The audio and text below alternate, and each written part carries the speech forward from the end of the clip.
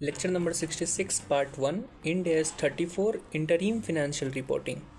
नया लेक्चर में हम लोग नया इंड स्टार्ट कर रहे हैं, इंड एस 34। ये काफ़ी छोटा लेक्चर है, जैसे कि अभी हम इससे पहले जो लेक्चर जो पिछला इंड एस किए थे, इसका भी जो क्वेश्चन होगा वो वेरी मच रेलिवेंट नहीं होगा तुम्हारा जो भी कॉन्सेप्ट हम पढ़ाने वाले हैं।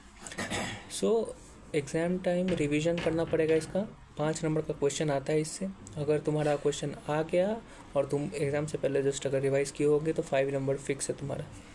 ओके, परफेक्ट, स्टार्ट करते हैं। सो इंटरिम फाइनेंशियल रिपोर्टिंग। इंटरिम का मतलब क्या होता है? इंटरिम का मतलब होता है जो 1 साल से कम टाइम का हो।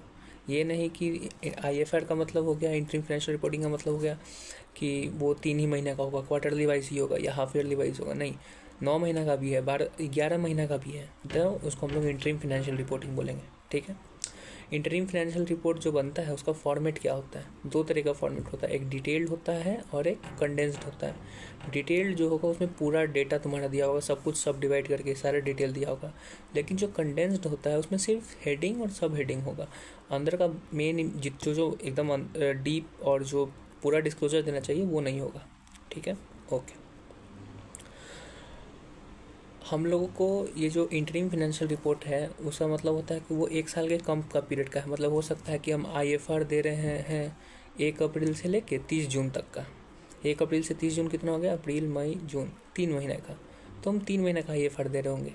तो ये जो IFR देंगे उसमें कब का डेटा देंगे भाई? जो 3 महीना है, अप्रैल, मई, जून का, वो तो तुम दोगे ही। उसको कहेंगे हम लोग करेंट पीरियड का डेटा।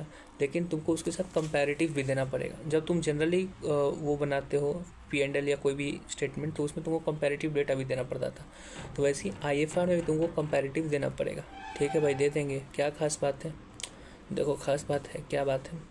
अगर तुम इंटरिम फाइनेंशियल रिपोर्ट कर रहे हो तो एक तो जो करंट पीरियड का डेटा है, दैट इज़ जो भी जिस पीरियड का तुम फाइनेंशियल रिपोर्टिंग कर रहे हो उसका तुमको डेटा देना ही है।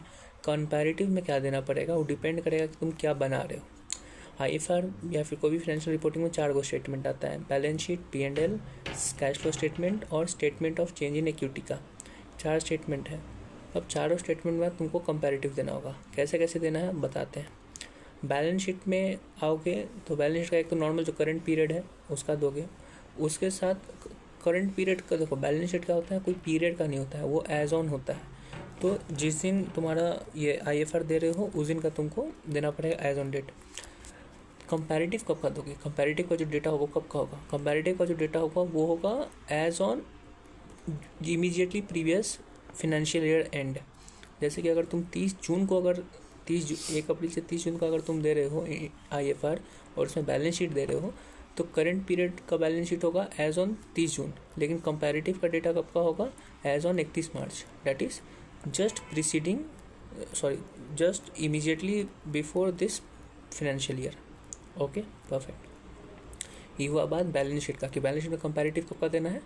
जो तुम्हारा IFR के पहले जो ईयर एंड हो रहा है उस दिन का। ठीक, परफेक्ट। अगर P&L का बात करें तो P&L में बहुत मादा खराब है। क्या? एक तो करंट पीरियड का डेटा दो, दैट इज़ अप्रैल से जून का दिया, ठीक है, दे दिया। फिर तुमको कंपैरेटिव देना होगा ईयर टू डेट का, दैट इज़ ईयर कहीं से स्टार्ट हुआ था। अब इसको समझाने के लिए क्या बोले, जैसे कि हाँ, मानते हैं कि हमारा IFR है अप्रैल से लेके अक्टूबर तक, तो अप्रैल से लेके अक्टूबर का है। छोड़ो, अप्रैल से अक्टूबर का नहीं, अगस्त सितंबर अक्टूबर का हमारा IFR है। ठीक है, तो करंट पीरियड का डेटा दोगे तो आएगा अगस्त सितंबर अक्टूबर। लेकिन कंपैरेटिव कौन सा देना होगा तुमको देना होगा ईयर टू डेट, मतलब 1 अप्रैल से लेके अक्टूबर तक का, 31 अक्टूबर तक का करंट पीरियड डेटा दिया अगस्त से अक्टूबर। और तुमको एक और कंपैरेटिव देना होगा, वो कंपैरेटिव का होगा ईयर टू डेट, मतलब 1 अप्रैल से लेके जो डेट हो रहा है दैट इज़ 31 अक्टूबर। एक कंपैरेटिव हो गया। और तुमको ये कंपैरेटिव नहीं है जो तुम मिस हो गया मेरे से, क्या है बताते। बैलेंस शीट में करंट पीरियड का सिर्फ एक डेटा देना होता है, date is as on date, और उसके बाद कंपैरेटिव देना होता है। लेकिन जब P&L में आओगे तो तुमको करंट पीरियड का 2 डेटा देना पड़ेगा। एक जो करंट पीरियड है तुम्हारा, दैट इज़ जो IFR का पीरियड है वो, और एक ईयर टू डेट। जो ईयर टू डेट मतलब क्या, अगर 1 अक्टूबर 2019 का बात कर रहे हैं तो 1 अप्रैल 2019 से 31 अक्टूबर 2019 तक तुमको देना पड़ेगा।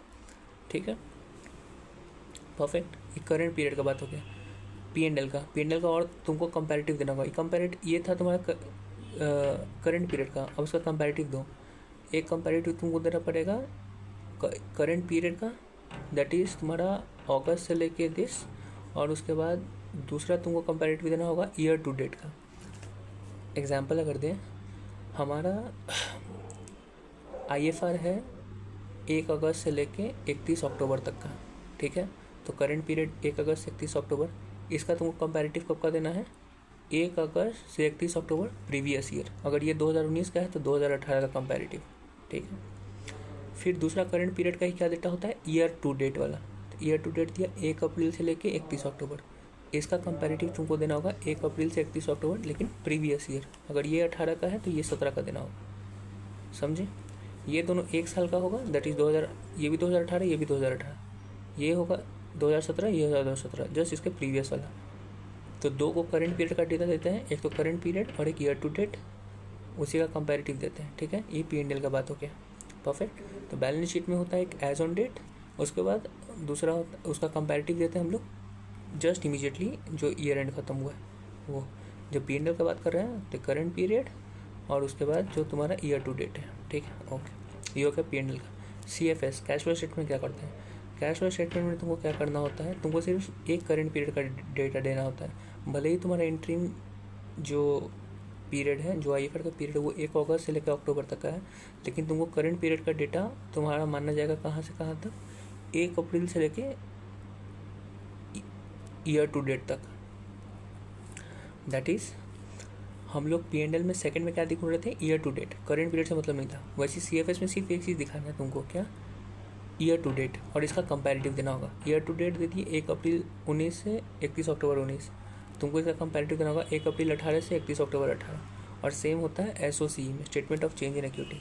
अगर समराइज करें सारा चीज़ को तो पहला चीज़ एक होता है करंट पीरियड। करंट पीरियड मतलब जिसमें IFR बना रहा है जिस चीज़ का, ठीक है। और एक हुआ year to date, okay. 4 statement. Balance sheet, balance sheet का पहला चीज़ तुमको जो देना है वो as on date of current period, ठीक है। और दूसरा तुमको जस्ट इससे पहले जो ईयर एंड हुआ है उस दिन का तुमको देना होगा वैल्यू। ये बैलेंस शीट हो गया। P&L में 4 चीज़ें, करंट पीरियड का डेटा दो अगस्त से लेकर अक्टूबर तक का, फिर उसके बाद ईयर टू डेट का दो 1 अप्रैल से 31 अक्टूबर तक का, फिर कंपैरेटिव दो किसका? इसका। ये क्या था? तुम्हारा करंट पीरियड। तो 1 अगस्त से 31 अक्टूबर तुम्हारा अगर 2018 का था तो 2017 का यहाँ दोगे, ठीक। और वही ईयर टू डेट अगर दे रहे हो 18 तक का, 1 अप्रैल से 31 अक्टूबर 18 तक, तो उसका तुमको कंपैरेटिव देना होगा प्रीवियस ईयर का 17 का, परफेक्ट। ये हो गया P&L के बाद अगर CFS बात करें तो CFS में हम लोग करंट पीरियड का डेटा नहीं देते हैं, सीधा देते हैं year to date. Year to date दिए और उसका कंपैरेटिव दिए, बस। सेम होता है SOCE में। तो SOCE और CFS में ईयर टू डेट का सिर्फ डेटा देना है, उसका कंपैरेटिव देना है। P&L में तुमको करंट पीरियड का भी देना है और ईयर टू डेट देना है और कंपैरेटिव देना है। और बैलेंस शीट तुमको पता ही है, ठीक है, परफेक्ट। इसको लेके इलस्ट्रेशन नंबर 11 है, वो देख लेना। अगर हमारा इंटरिम फाइनेंशियल रिपोर्टिंग का जो पीरियड अगर वो 6 महीना का हो, डेट इज़ 1 अप्रैल 24 से लेके 30 सितंबर 24, तो क्या होगा? तो कैसे बनाएंगे? बैलेंस शीट अगर होगा तो बैलेंस शीट क्या करते हैं?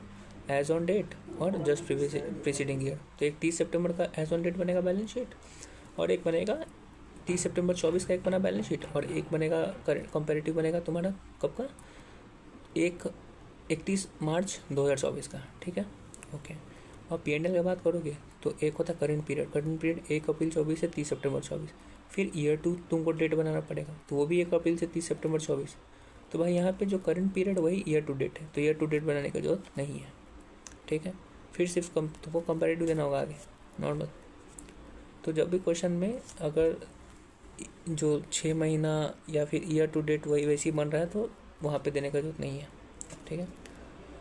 बस एक नीचे अम्ब्रेला वाला एक सर एक्स्ट्रा एग्जांपल दिए हैं, समझ लेना, अगर कहीं काम आए तो समझ में आए। उसमें एक्स्ट्रा 1 साल का तुमको देना होता है इन्फॉर्मेशन कंपैरेटिव, अगर सीजनल बिजनेस, ठीक है। ये लेक्चर था 66 पार्ट 1 का, ठीक है। अगला लेक्चर है वो 66 पार्ट 2 है, वो उसका क्वेश्चन नेक्स्ट लेक्चर में आएगा, लेकिन उसका जो कॉन्सेप्ट हम इसी लेक्चर में बता देते हैं, ठीक है। क्या है उसका कॉन्सेप्ट। ये जो लेक्चर होगा 66 वो मेजर लेक्चर होगा, क्योंकि उसी के ऊपर क्वेश्चन आएगा एग्जाम में, ठीक है। और तुमको तो पता है जो भी पढ़ा है उतना इंपॉर्टेंट नहीं है, वो जो क्वेश्चन आएगा वो रेलेवेंट है। तो क्वेश्चन पे जाने से पहले तुम 3 को रूल हर वक्त याद कर लो, तभी तुम्हारा क्वेश्चन बनेगा, ठीक है। पहला रूल क्या बोलता है? पहला रूल ये बोलता है कि अगर कोई महीना में, अप्रैल में, अगस्त या चल मान लेते जून में तुमको कुछ इनकम हो रहा है, तुमको 10 रुपये इनकम हो रहा है, लेकिन ये इनकम सिर्फ जून का नहीं है, ये अगस्त का भी है, उसका जुलाई का भी है, सितंबर का भी है। तो तुम कैसे रिकॉर्ड करोगे? तुम बोलेगा भाई एक्रूअल बेसिस पे रिकॉर्ड करेंगे, जून का जून में, अगस्त का अगस्त में, जुलाई का जुलाई में। 10 रुपये भले ही मिल गया हमको, लेकिन वो जुलाई का तो नहीं है।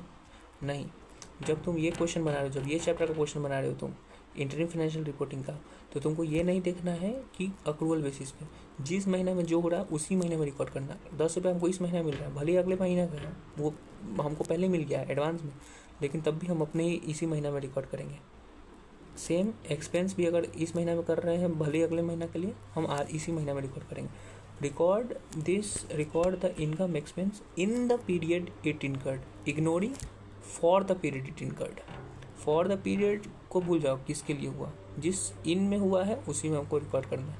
Okay, perfect. इसको लेके इलस्ट्रेशन 15 है शायद, हमको ठीक से याद नहीं है, वो देख लेना, ठीक है। वो तो नेक्स्ट लेक्चर में समझो, ठीक है। रूल नंबर 2 क्या बोलता है? अगर क्वेश्चन में तुमको बोला जा रहा है एस्टिमेटेड अगर प्रॉफिट और एस्टिमेटेड टैक्स रेट तुमको दिया हुआ है, तो तुमको क्या करना होगा उस क्वेश्चन में? तुमको क्वेश्चन बोलेगा कि एस्टिमेटेड प्रॉफिट ये है, टैक्स रेट ये है, तो भाई क्या करने हम? तो तुमको ये नहीं है कि भाई प्रॉफिट वैसे कुछ करना होगा, तुमको जैसे ही क्वेश्चन में एस्टिमेटेड देखा तो तुमको पहले एक चीज़ ढूंढना होगा। उस चीज़ को क्या कहते हैं? उसको कहते हैं एवरेज एनुअल टैक्स रेट। क्या कहते हैं? Average annual tax rate. हमको एवरेज एनुअल टैक्स रेट निकालना होगा। भले ही टैक्स रेट 10% दिया होगा, लेकिन हो सकता है कि एक्चुअल में टैक्स रेट कुछ और हो, तो हमको एवरेज एनुअल टैक्स रेट निकालना होगा, ठीक है। एवरेज एनुअल टैक्स रेट निकालोगे और ये जो ATR आएगा, एवरेज एनुअल टैक्स रेट, उस हिसाब से तुम टैक्स डिडक्ट करोगे। जो टैक्स रेट क्वेश्चन में दिया हुआ उससे नहीं करना है, जो टैक्स रेट तुम निकाले हो उससे निकालना है, उसको करना है। एवरेज एनुअल टैक्स रेट कैसे निकलता है? फॉर्मूला है total tax expense of current year divided by total profit of current year. Total और करेंट ईयर इंपॉर्टेंट है। हमको टोटल वैल्यू ढूंढना है किसका? करेंट ईयर का। तो टोटल एक्सपेंस जो पूरा करंट साल में हुआ है वो क्वार्टर वाइज दिया होगा, लेकिन तुमको क्वार्टर वाइज नहीं देखना है, तुमको देखना है पूरा साल का। तो total expense of current year divided by total profit of current year. करोगे एक्सपेंस बाई प्रॉफिट, मतलब total tax expense of current year divided by total profit. तो टैक्स एक्सपेंस अपन प्रॉफिट करोगे तो टैक्स रेट पता चल जाएगा एवरेज। इसी average tax rate के ऊपर तुमको अपना टैक्स मल्टीप्लाई करके देना है, वो जो टैक्स रेट दिया उसे नहीं करना है, ठीक। 2 रूल हो गया। तीसरा रूल, जब 2 तरीके का इनकम अगर तुम्हारे क्वेश्चन में दिया हुआ है, जैसे कि एक नॉर्मल इनकम, एक कैपिटल गेन, अगर 2 तरीके का इनकम तुमको दिया हुआ है तो तुम टैक्स डिडक्ट करोगे 2 रेट पे, तो 2 को तुमको टैक्स रेट अलग से निकालना होगा। तुम एक पे नहीं निकाल सकते हो, लेकिन जहाँ पे एस्टिमेटेड हो वो अलग चीज़ है, ठीक है। सो अगर इनकम तुमको 2 अलग तरीके से दिया हुआ है तो तुमको उसका कैलकुलेशन भी 2 अलग तरीके से करना होगा, एक टैक्स रेट पे तुम नहीं कर सकते। तो 3 रूल, जिस महीना का जो इनकम एक्सपेंस जिसमें हो रहा है उसमें हम लोग रिकॉर्ड करेंगे। Record in the month ignoring for the month. Question में अगर एस्टिमेटेड प्रॉफिट कुछ के बाद बोल रहा है तो एवरेज टैक्स रेट निकालो। 2 तरीके का इनकम है तो 2 तरीके का टैक्स रेट लगेगा। परफेक्ट। ये तुम्हारा नेक्स्ट लेक्चर का वो है कॉन्सेप्ट था, ठीक है। परफेक्ट। यही 3 चीज़ याद रखोगे तुम्हारा सारा क्वेश्चन बन जाएगा। अलग इनकम है तो अलग टैक्स रेट, अगर क्वेश्चन में बोलता है एक्सपेक्टेड इनकम है तो जहाँ एक्सपेक्टेड बोल दिया तो एवरेज टैक्स रेट यूज़ कर लेना, और जो उस महीना का है उस महीना में यूज़ होगा। वेरी इजी, कुछ खास नहीं है, बस। और अगर इस लेक्चर के बाद वो लेक्चर नहीं भी बनता है तो कोई खास इंपॉर्टेंट तुमको दिमाग खाना कर जरूरत नहीं है। क्वेश्चन बनाओगे तो तुम्हारा क्वेश्चन बन जाएगा। जो बोले हैं 3 रूल, तो 3 रूल दिमाग में याद रखना, तुम्हारा क्वेश्चन बन जाएगा।